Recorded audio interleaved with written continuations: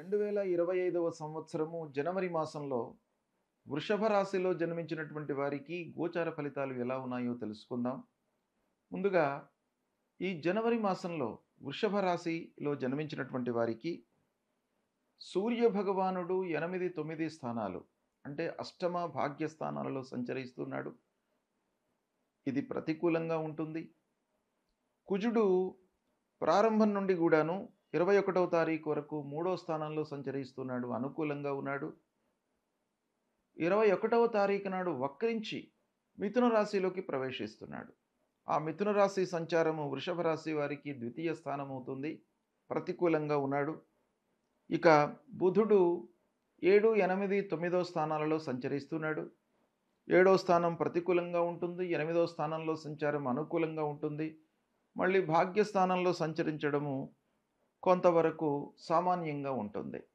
అంటే 4వ తారీఖు వరకు సప్తమ స్థానంలో సంచరిస్తున్నాడు, 24వ తారీఖు వరకు అష్టమ స్థానంలో సంచరిస్తున్నాడు, 24 నుండి మాసాంతం కూడాను భాగ్యస్థానంలో సంచరిస్తున్నాడు. ఈ విధంగా బుధుని యొక్క ప్రభావము కొంత మిశ్రమంగా ఉంది.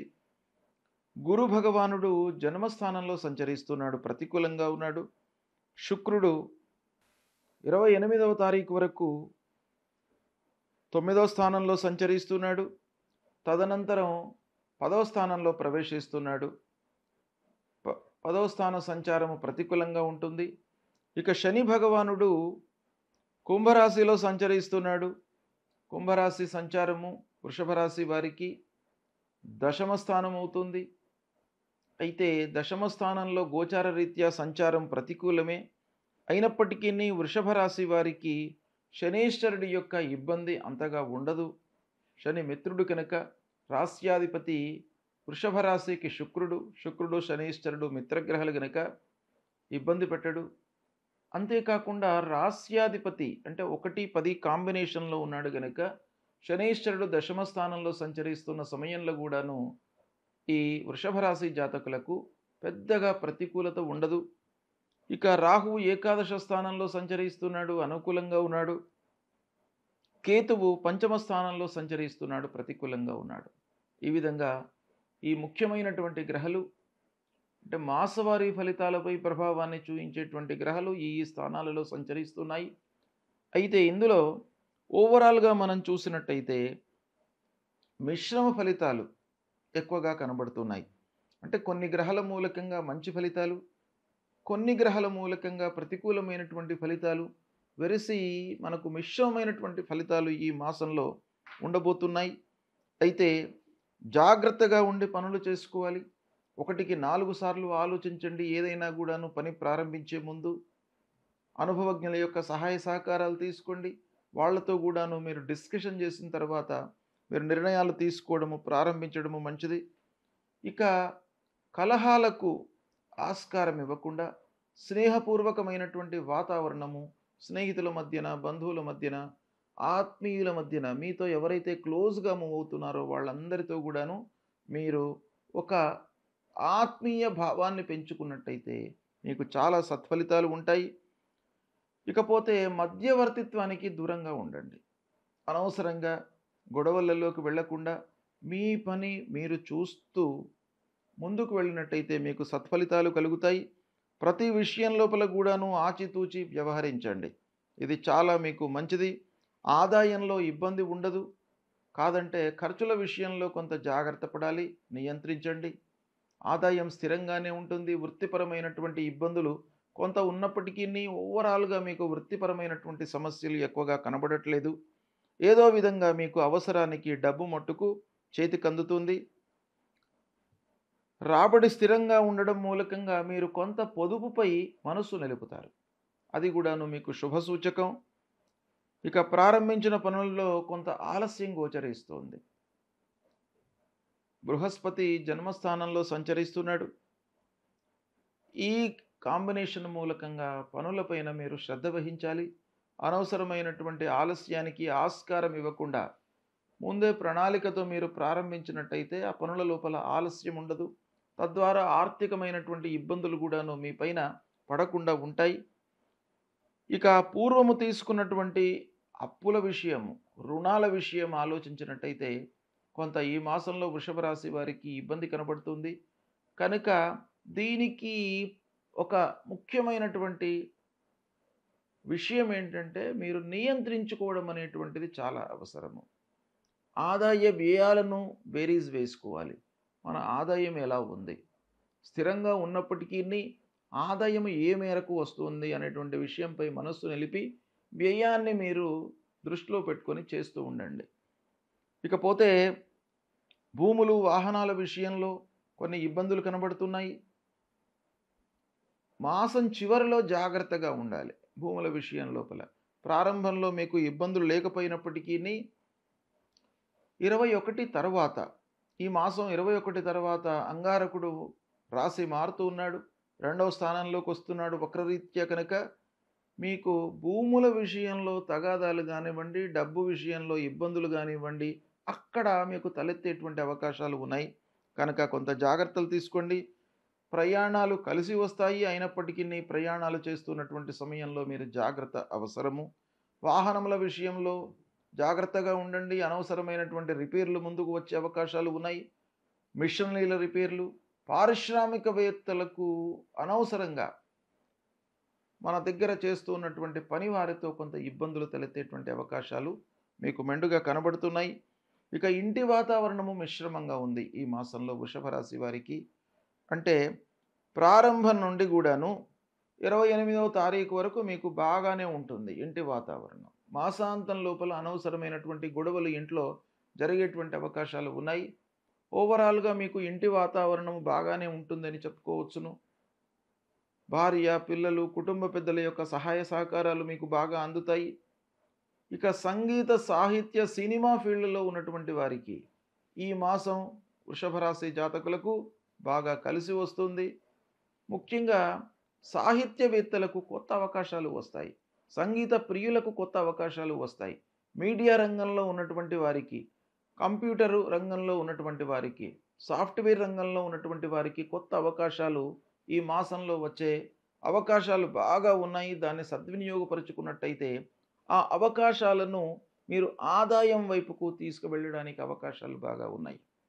కాబట్టి మీరు ఈ మాసంలో నేను చెప్పినటువంటి ఈ వృత్తులలో ఉన్నటువంటి వాళ్ళు తప్పకుండా మీరు రాణిస్తారు. కొంత మనసు పెట్టి పనులు చేయండి. ఇకపోతే రాజకీయ నాయకులకు, పాలిటిక్స్లో ఉన్నటువంటి వాళ్ళు కొంత జాగ్రత్తలు తీసుకోవాలి. కార్యకర్తలతో కానివ్వండి, అధినాయకులతో కానివ్వండి, గ్యాప్ ఏర్పడేటువంటి అవకాశాలు ఉన్నాయి. కోర్టు వ్యవహారాలు మీకు బాగానే కలిసి వస్తాయి.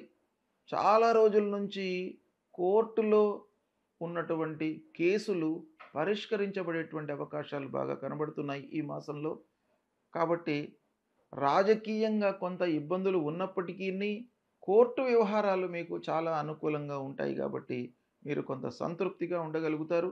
ఇక వ్యాపారస్తులకు మిశ్రమ ఫలితాలు ఉన్నాయి ఈ మాసం లోపల. చేతిలో ఉన్నటువంటి వ్యాపారం మీకు సుగమంగా ముందుకు జరుగుతుంది. లాభాలతో మీరు ముందుకు వెళతారు. అయితే కొత్త వ్యాపారం ప్రారంభించడానికి మట్టుకు అంతగా అనుకూలం లేదు ఈ మాసం గనక కొత్త వ్యాపారం ప్రారంభించకండి. చేతిలో ఉన్నటువంటి వ్యాపారం పైననే మనసు నిలపండి. అందులోనే మీకు లాభాలు బాగా చేకూరేటువంటి అవకాశాలు ఉన్నాయి. ఇక ముఖ్యంగా విద్యార్థుల విషయం ఆలోచించినట్టయితే వృషభ రాశి జాతకులకు, విద్యార్థులకు ఈ మాసంలో బాగా కలిసి వస్తుంది. సంతృప్తిగా ఉంటారు. కాంపిటీటివ్ ఎగ్జామ్స్కు ప్రిపేర్ అవుతున్నటువంటి విద్యార్థులు, ఉద్యోగం కొరకై ప్రిపేర్ అవుతున్నటువంటి విద్యార్థులు బాగా రాణిస్తారు ఈ మాసం లోపల. వాళ్లకు మంచి ఫలితాలు ఉండేటువంటి అవకాశాలు ఉన్నాయి. ఉన్నత విద్యకై విదేశాలకు వెళ్ళాలి అనే ప్రయత్నంలో ఉన్నటువంటి వారికి కూడాను ఈ మాసం బాగా కలిసి వస్తుంది.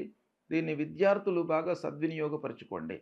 ఇక వృషభ రాశిలో జన్మించినటువంటి వారికి వివాహాది శుభకార్యాల విషయం లోపల పెద్దల యొక్క సహాయ సహకారాలు, సంఘంలో ఉన్నటువంటి మంచి స్థితిలో ఉన్నటువంటి వారి యొక్క సహాయ సహకారాలు, బంధువుల యొక్క సహాయ సహకారాలు బాగా అందుతాయి. మంచి సంబంధాలు చూయించడము, మంచి ఒక ఉన్నతమైనటువంటి స్థితిలోకి వెళ్ళడానికి అందరి యొక్క తోడ్పాటు కూడాను మీకు ఈ మాసంలో బాగా అందే అవకాశాలు ఉన్నాయి. ఈ విధంగా మీకు ఫలితాలు అనుకూలంగానే ఉన్నాయి. అయినప్పటికీ ఓవరాల్‌గా కొన్ని విషయాలలో మిశ్రమ ఫలితాలు గోచరిస్తున్నాయి. ఇక ఈ జనవరి మాసంలో వృషభ రాశి వారికి ఏ గ్రహాలు ప్రతికూలంగా ఉన్నాయి అనేటువంటి విషయం మనం ఆలోచించినట్టయితే సూర్య భగవానుడు ప్రతికూలంగా ఉన్నాడు. సూర్యుడు 8, 9 స్థానాల్లో సంచరిస్తున్నాడు గనక సూర్యనారాయణుడి ప్రీత్యర్థమై మీరు పరిహారం చేసుకోవాలి. ఏం చేయాలి సూర్యుని విషయం లోపల? ప్రతినిత్యం కూడాను మీరు ఈ నవగ్రహాల లోపల సూర్య భగవానుడికి శాస్త్రంలో చెప్పినటువంటి మూల మంత్రము, మూల శ్లోకము ఉంది. దాన్ని ప్రతినిత్యం కూడాను ఒక 6 సార్లు మీరు చదవండి, జపించండి. జపా కుసుమ సంకాశం కాశ్యపేయం మహద్యుతిం తమోరిం సర్వపాపఘ్నం ప్రణతోస్మి దివాకరం అనేటువంటి ఈ మూలమంత్రాన్ని ప్రతినిత్యం కూడాను చదువుకోండి. ఉదయం పూట స్నానం చేసిన తర్వాత సూర్య భగవానుడికి 12 సార్లు నమస్కారం చేసుకోండి. సూర్యాయ నమః, మిత్రాయ నమః, రవయే నమః, ఇలా 12 పేర్లు ఉంటాయి సూర్య భగవానుడికి. ఆ 12 పేర్లు ఉచ్చరిస్తూ సూర్యనారాయణుడికి మీరు ప్రతినిత్యం కూడాను 12 వారం నమస్కారం చేస్తూ భూమికి కూడాను అదేవిధంగా 12 సార్లు నమస్కారం చేసినట్టయితే మీకు ఆరోగ్య సమస్యలు లేకుండా భగవంతుడు మిమ్మల్ని కాపాడుతాడు. ప్రతి మనిషికి కూడాను ప్రధానమైనటువంటిది ఆరోగ్యం. ఆరోగ్యమే మహాభాగ్యం. ఆరోగ్యం మనకు వికటించినట్టయితే పనులు చేయడానికి మనసొప్పదు, శరీరం సహకరించదు. కాబట్టి ఆరోగ్యానికి ప్రప్రథమంగా మీరు ప్రాధాన్యత ఇవ్వాలి. అది సూర్యనారాయణుడి యొక్క అనుగ్రహం మూలకంగా మీకు కలుగుతుంది. ఇక జన్మస్థానంలో గురువు సంచరిస్తున్నాడు కనుక గురు భగవానుడి యొక్క అనుగ్రహం కూడాను మీకు కావాలి. గురు భగవానుడి యొక్క అనుగ్రహం మీకు ఏ విధంగా అందుతుంది? తల్లిదండ్రులను సేవించడం మూలకంగా మీకు ఆ గురుగ్రహం యొక్క అనుగ్రహం లభిస్తుంది. తల్లిదండ్రులు ప్రథమ గురువులు కాబట్టి వారిని ప్రతినిత్యం కూడాను సేవించండి. మీరు లేవగానే తల్లిదండ్రుల యొక్క యోగక్షేమాలు తెలుసుకోండి. వాళ్ళ ఆరోగ్యం ఎలా ఉందో కనుక్కోండి. వాళ్లకు కావలసినటువంటి సపర్యలు చేయండి. వాళ్ళ యొక్క అనుగ్రహాన్ని పొందండి. ఇది మీకు చాలా కలిసి వస్తుంది. అదేవిధంగా సద్గురువుల యొక్క దర్శనాన్ని చేసుకోండి. సద్గురువులు మీకు ఒక బోధిస్తారు, మీకు భగవంతుడి గురించి మీకు చెప్తారు, ధర్మం గురించి చెప్తారు. కాబట్టి ఆ సద్గురువులను సందర్శించుకోండి. దత్తాత్రేయ స్వామి దేవాలయానికి వెళ్ళండి. దక్షిణామూర్తి స్తోత్ర పారాయణాన్ని చేయండి. ఈ విధంగా మీరు చేసినట్టయితే గురు భగవానుడు మీకు అనుకూలంగా అన్ని రకాలుగా అనుగ్రహిస్తాడు. విఘ్నేశ్వరుణ్ణి పూజించండి.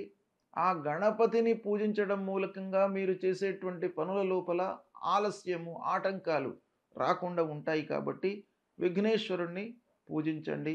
రోజు దగ్గర ఉన్నటువంటి గణపతి దేవాలయానికి వెళ్ళి మీరు ఆఫీసుకు వెళ్ళే సమయం లోపల కానివ్వండి, తిరిగి వచ్చే సమయం లోపల కానివ్వండి, ఒక్కమారు గణపతిని సందర్శించుకోండి.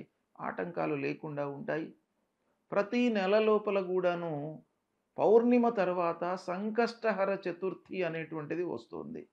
ఆ సంకష్టహర చతుర్థి రోజున ఉదయం నుండి చంద్రోదయ సమయం వరకు ఉపవాసం చేసి ఆ చంద్రోదయం తర్వాత చంద్రుణ్ణి దర్శించిన తర్వాత మీరు ఉపవాసం వీడి భుజించినట్టయితే ఆ గణపతి యొక్క అనుగ్రహం మీకు లభిస్తుంది. మీరు చేసేటువంటి పనుల లోపల ఆటంకాలు లేకుండా ఉంటాయి, నిర్విఘ్నంగా మీకు కొనసాగుతాయి. కాబట్టి ఈ పరిహారాలను మీరు ఆచరించినట్టయితే వృషభ రాశి జాతకులకు ఈ జనవరి మాసం శుభప్రదంగా ఉంటుంది. శుభం.